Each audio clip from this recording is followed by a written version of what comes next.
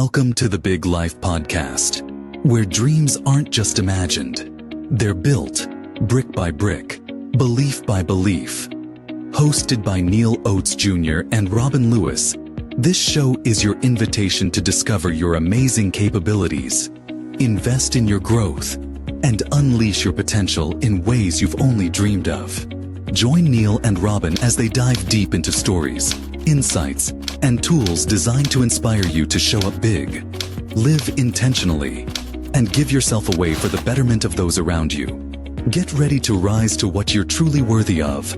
The Big Life starts now. Welcome to the Big Life Podcast, ladies and gentlemen. Neal Oates Jr., Mr. Robin Lewis. Robin, how are you doing today, sir? Mr. Neal Oates Jr., I'm doing great, sir. Good to be here with you, and I'm so glad our listeners are here. Thanks for being here with us. Now, I must be a psychic because I knew what your response was going to be. For 90 plus episodes, you have never not said that you're glad to be here. Why is that? I am. Hey, listen. You know what? My purpose in life, Neal, is to inspire and guide people to live into their fullest potential. And if I can share whenever I'm sharing and I'm getting feedback that this is meaningful for people's lives, that's a good day for me. Man, I absolutely love it, ladies and gentlemen. You heard Robin say what his purpose is. We share that same purpose. And now today, on this episode of The Big Life, we're going to have a conversation that many of our audience members need to hear, because Robin and we need to hear it ourselves. And so I'm going to pose this question. It's a rhetorical question towards you, Robin, but I want us to really think about this, consider this throughout the entire episode. Who are you without the struggle? Who are you? Who is Neal? Who is Robin without the struggle? And here's why. Because we've been taught to grow and learn and become resilient, maybe more insightful because of the struggle, become more determined. But if we are not careful, we can allow the struggle to become our identity. And so that's going to be the conversation that we have today. And here's the question that I want to make sure that we pose. It is not, what have you survived? I think all of us have survived something, even if it might seem small to others. We've survived something. Here's the question. Who are you when survival is no longer required? Not what have you survived, but what happens when life gets good? Robin, so we're going to go right here. Can we become so accustomed? And I love the fact that I get to point this question to you first, but can we become so accustomed to fighting that we no longer know who we are without something to overcome? And I believe this is key for our audience, because the Big Life audience, Robin, they are strivers. They are achievers. They are those who are seeking something bigger, always up against an enemy.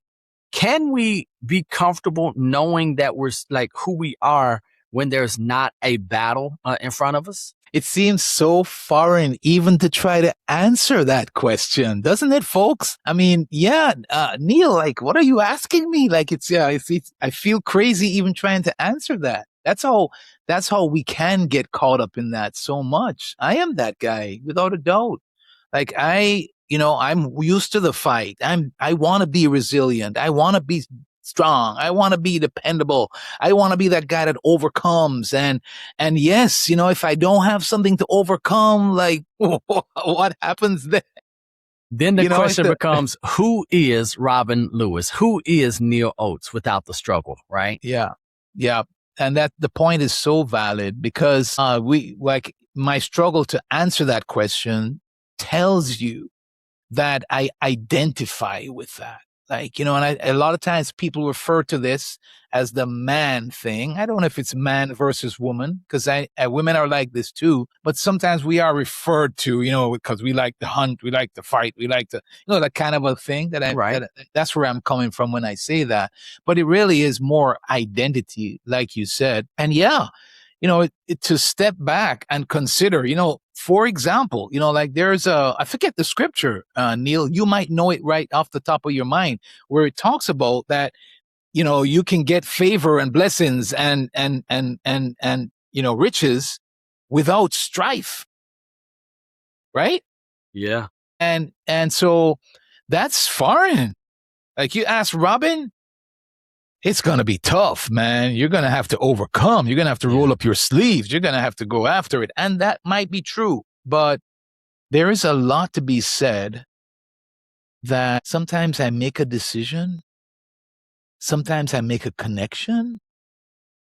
Sometimes I just step back and things happen without me striving. Things happen without, right? Mm-hmm. And so I don't know if I'm even answering your question. I hope I am. No, so here's the beauty of this, because what I know, even as I was preparing for this, I found myself, I got to do it off camera, off mic. You, our audience, you all are maybe hearing this question and really answering or pondering this question for the first time. Who are you without the struggle? And I want to reiterate something, Robin. You mentioned you want to be resilient, you want to be strong, you want to be dependable. Those are great characteristics. Those are great traits, great qualities.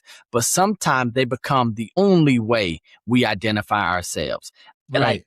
if you see me as the strong one and my strength isn't needed, who am I? If you see me as dependable or reliable and resilient, and resilience is not needed, who do I become? And then here's the scary part, in my opinion, Robin, and I would like your input on this. I think that then we start unconsciously measuring our value by how strong we are, by how much we overcome, by how many people call and need us. Because we've done this, and we've mentioned this on a previous episode. We like being the hero. We like being needed, but when we aren't needed, are we valuable? And so I would love any input that you have on that, Robin, before we continue. Yeah, no, definitely. I think what happens there is that we might not even realize that we're doing it, but we just feel odd. But so I agree with what you're saying 100%. You know, the consideration there is that that's not who we are. Yes, maybe we have to do that to go from point A to point B, but it's not who we are. And so if that is no longer there, we get so tied to that identity that we lose sight of who we are. Yeah. And then, you know, we feel out of place. And I think that's what we spoke about the other day. That we feel like, you know, there is no, you know, I'm missing something. People don't need me. We can even get depressed over that, really, if we find ourselves in that situation. Robin, it was a dangerous thing for me when I realized that I had become too attached to my survival story, right? Because and I'm going to be straight, are there things that we're going through now? Yes. But are we in survival mode now? No. But do you know what I find? And as a communicator, as a speaker, Robin, you know this. There's nothing like having the wide-eyed gaze of the audience on you and in shock and be like, wow, they're awesome for what they have overcome. Well, I have overcome some big things, but I'm still telling the story with the emotion as if I'm in it today. Why? Because it makes me feel good to see how others react to that. And then I have to ask, am I still valuable if I stop telling that story? Am I still valuable? Am I still the person that I am if I talk about what this different season of my life looks like? Or am I permanently attached to my survival story, Rob? Yeah. And obviously it, you know, in a way it defines us, like, you know, going after the hunt, being resilient are, you know, those are good things, but we have to separate who we are from the core. Those things don't actually determine who we are. And I think that's the point that you're making. And it's a valid point. And it's one of those that our listeners are saying, oh, what are these guys talking about? It's just like I said to you, Neal, when you asked me that question. And the point is that it can happen like just over time where we don't even realize that it's happening. And then when we find ourselves in a place where we are not needed or we don't have that hunt to go after, or sometimes maybe just taking it easy. That's why I think sometimes people have a hard time just resting. That's why some people have a hard time of just, you know, doing nothing, right? We feel like we're not, you know, being productive when we do that.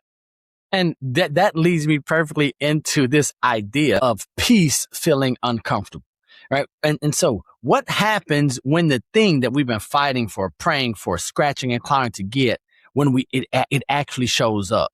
right? Do we discount it? Do we excuse it away? Do we think that it's a fluke, right? Because we've been fighting for this thing. We've been resilient, but now we've received it. The blessing has been answered. The results that we put the work in for have shown up.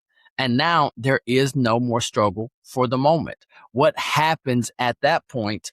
Because if we're being honest, many of us have gotten familiar with dysfunction. We've got familiar with the fight. So when there's nothing to fight, we're like, okay, is this unhealthy? And so you even mentioned just now, Robin, the idea of rest.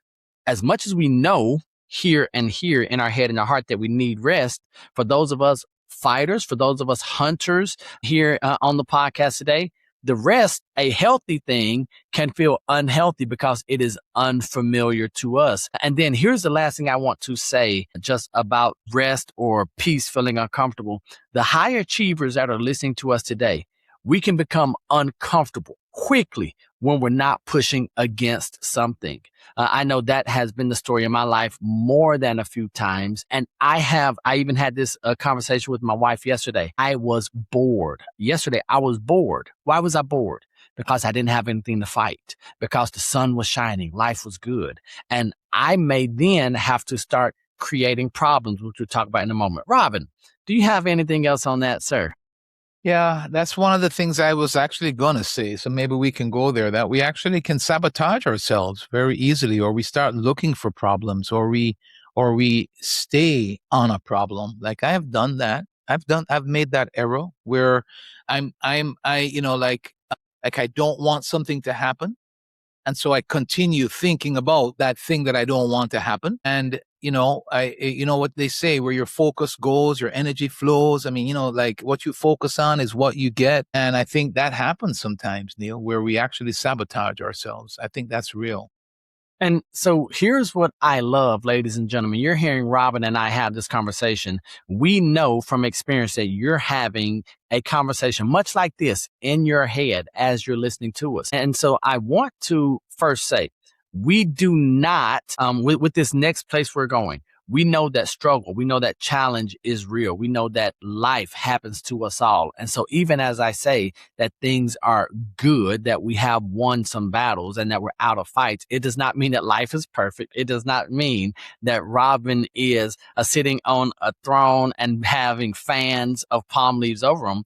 What it does mean is that we're aware of those things that we've been going after. And maybe some of those things have happened. And so I want to ask a question, pose a question to the audience as well as to you, Robin.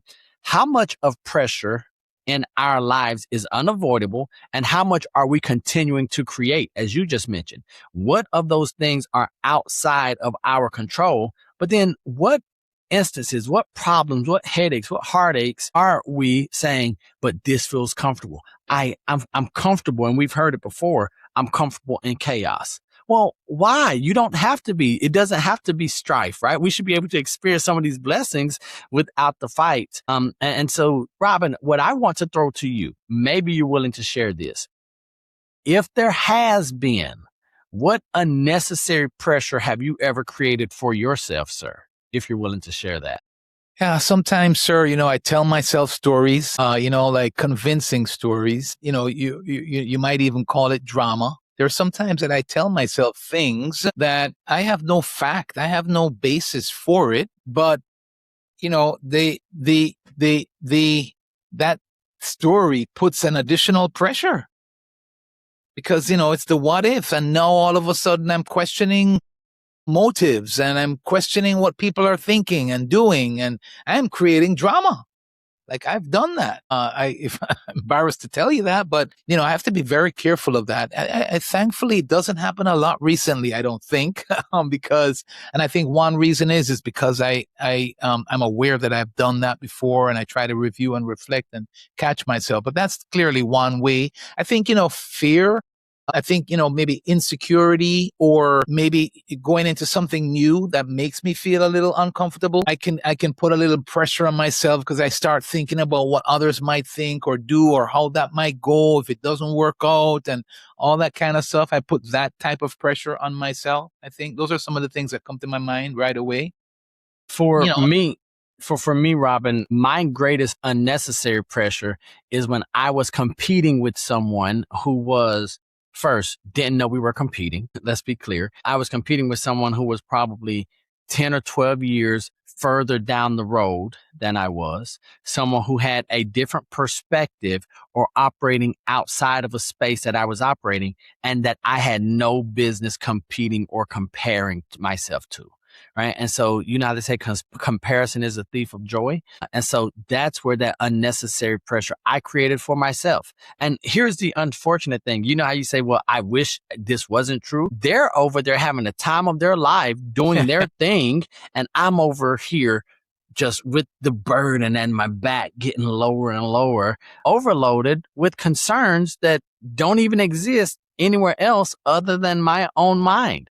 And it did take some outside counsel, some outside perspective to say, wait, why are you even concerned about them or this?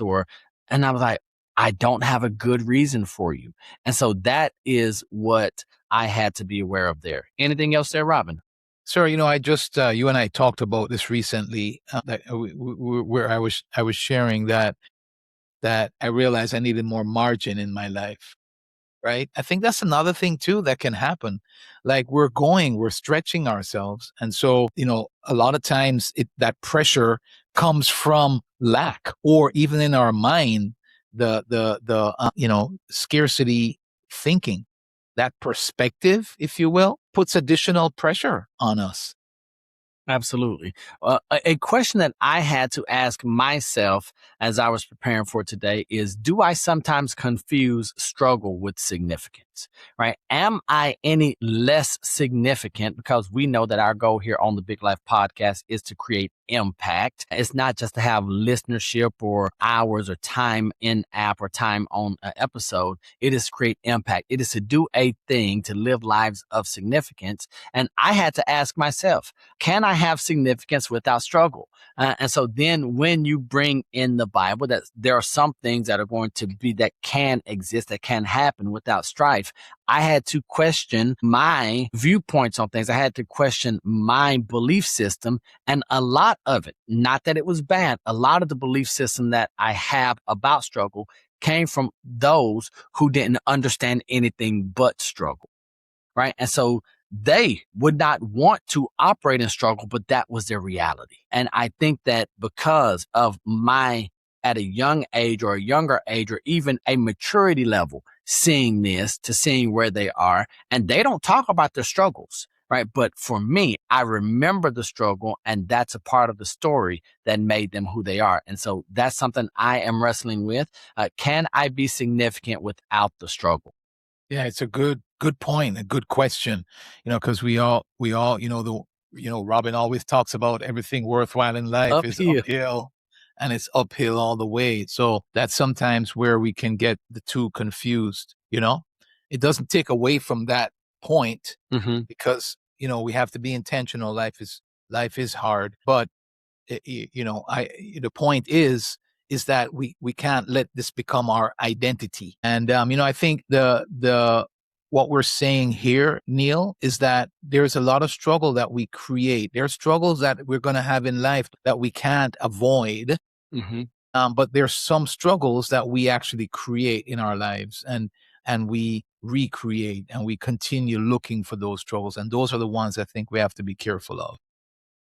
So here's where we go then, Robin. Ladies and gentlemen, my question is, what drives us when we don't have anything left to prove? What happens when we don't have, and life is always going to have its struggle, right? In this life, you will have troubles. That's what our teacher told us, right? But what keeps us going when we have achieved the thing, right?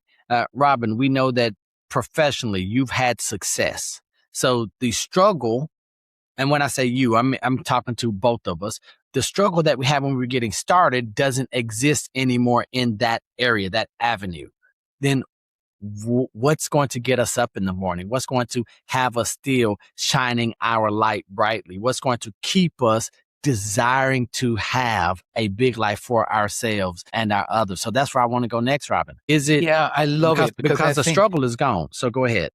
Yeah, I think this is where we serve our listeners. This will make more sense of what we're talking about now. So, what we're talking about here is like maybe we our motivation was to prove Mm-hmm. that it could be done, or to prove ourselves, or to prove our worth. And when that's no longer needed, or that's taken away, like Neal just said, I think now it's more about our purpose. Like, why are we here? What are we about? What are we trying to accomplish? Like why am I here? Right? We find more meaning in what it is that we're doing, right?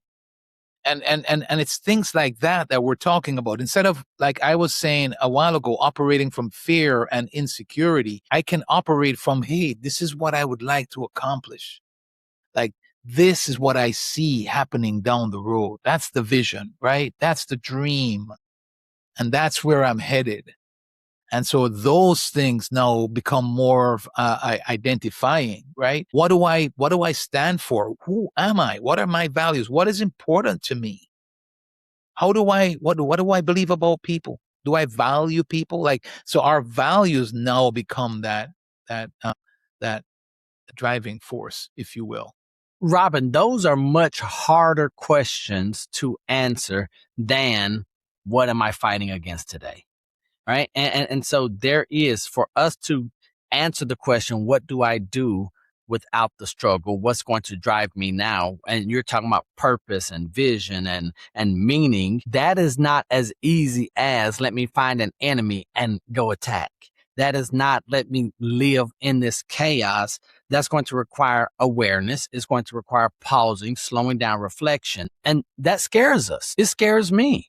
Right? I might not like the answer. So when we started this episode, you're like, I can't believe you're asking me this question. And I asked you the question live, right? So it wasn't like you had time to have your music going, have your coffee and your journal. I'm posing this question to you live for the first time. And we don't like that. We don't like having to be vulnerable and having to answer the question, what is my purpose? Right? We like Viktor Frankl, man's search for meaning, right? We don't know. But that requires us to evaluate our values. What do we believe? Some of us, we thought we knew what we believed in the chaos season, but that's not really what we believe in times of peace. And so even as you bring that up, it brings something to my mind where I know that, and ladies and gentlemen, hear us closely. Life has seasons. We are aware of that. There are times when struggle is going to be necessary. There are times when peace is going to be the result and the fruit of the struggle that you had. And so if you're willing to answer, Robin, what drove you earlier in life that doesn't drive you anymore? If you're willing to share that, and then I'll share. Yeah. Well, I think first of all, one of the ones, like I wanted to get rich. Thank you for being honest. Let's go, sir. Like I wanted to make money, man. I wanted to get rich. And, I think, and don't get me wrong. Like, I love the options that money provides, but to me, it is more about living into my purpose. It's about adding value to others. It's about being a good steward. It's not about getting for my getting's sake, but it's about what I can do, the impact that I can make. It's about the what I'm doing for, building into people, so those are some things. It was about getting rich. It was about proving myself. And now it's more about adding value and being a good steward, right? Recognizing that I'm going to leave it all here. And so how I handle it is really, it's not mine to be handling. And so how am I handling? Am I handling it in that manner? And, whose life, who am I developing? Am I creating leaders? Right? Am I investing in the right people? Am I building relationships? You and I talked about this the other day. Am I being intentional about the relationships that I have in my life? So there's a lot of things like that have now become the driving force that weren't necessarily the driving force earlier on.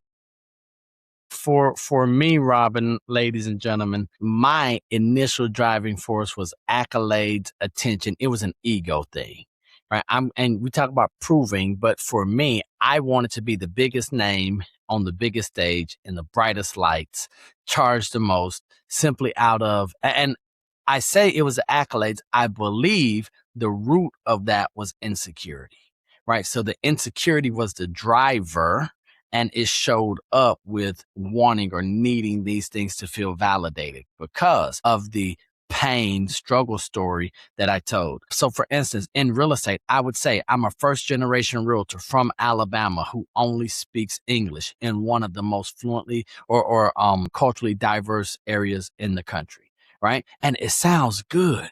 But yeah, I wanted them to feel sorry for me because I am a first generation realtor from Alabama who only speaks English.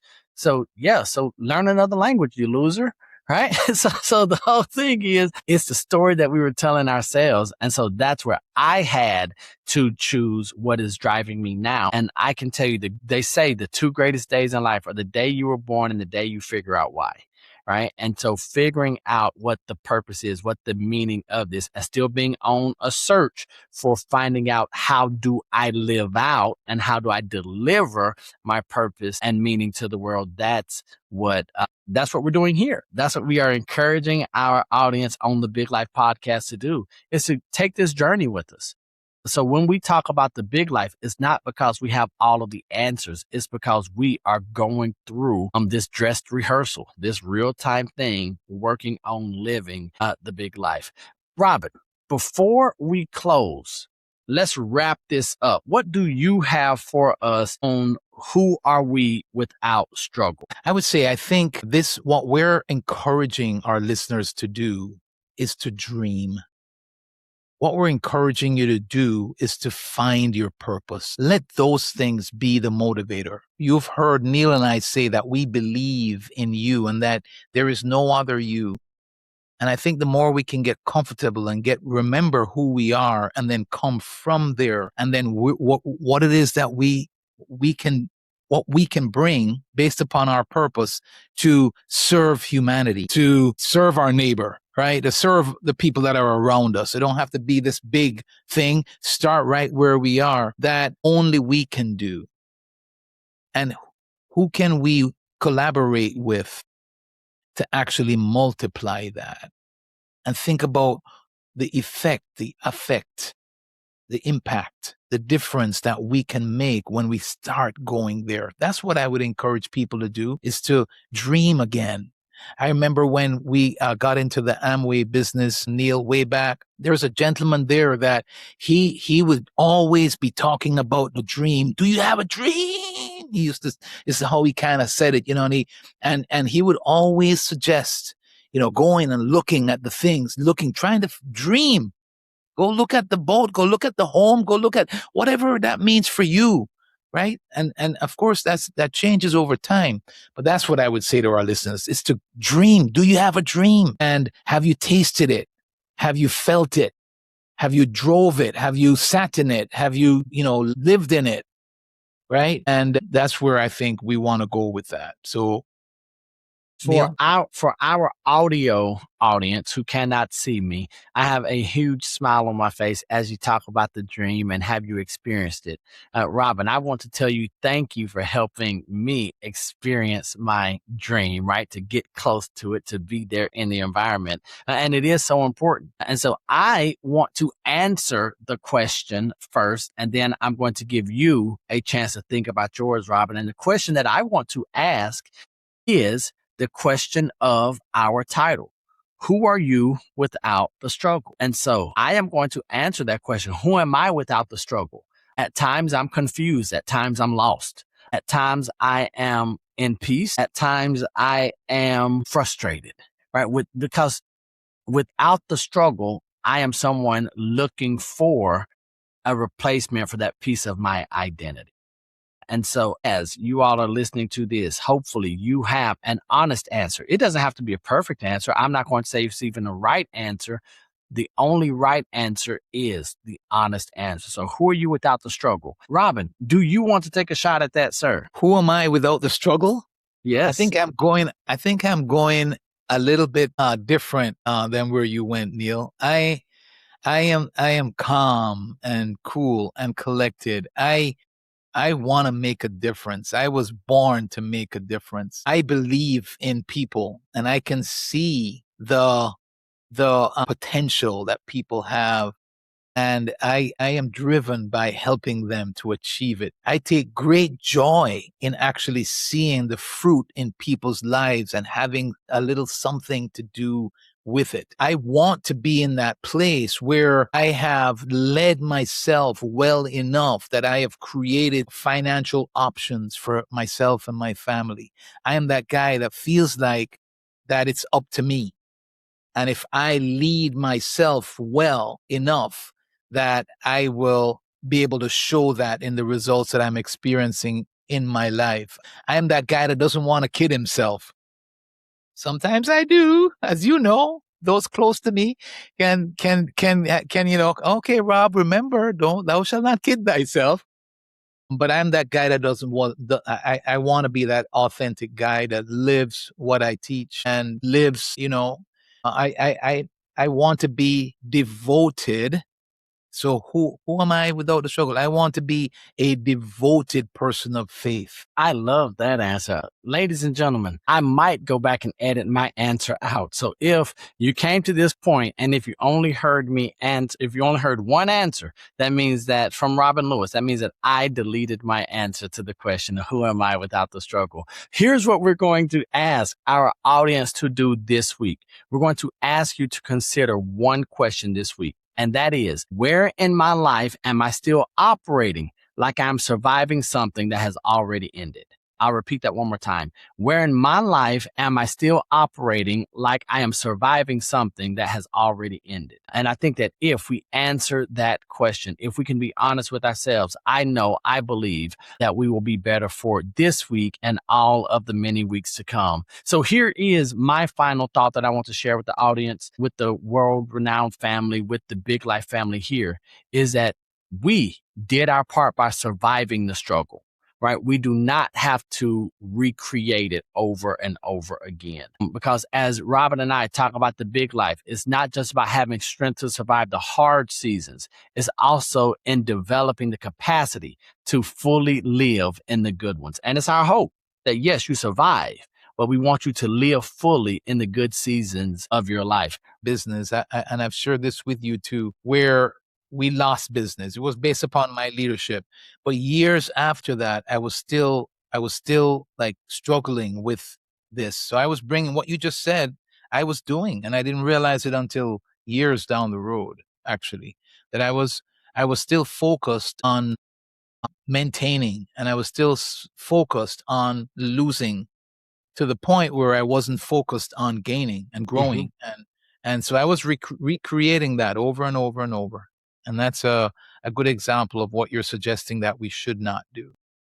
Absolutely. Now, what we should do is share this episode with someone who you believe will benefit from asking themselves the question of who are you without the struggle? Maybe it's someone who relies on you saving them from the struggle. Maybe it's someone that you really care about and you believe that they have given the proper time to whatever struggle, and now they're in the season of reaping the rewards, the benefits, and the blessings. We hope that you enjoyed this episode of the Big Life Podcast. We're going to leave you as we always do, and that is with the reminder that we love you, God loves you, and there's nothing you can do about it. And until the next time we see you or you see us, we're right there with you.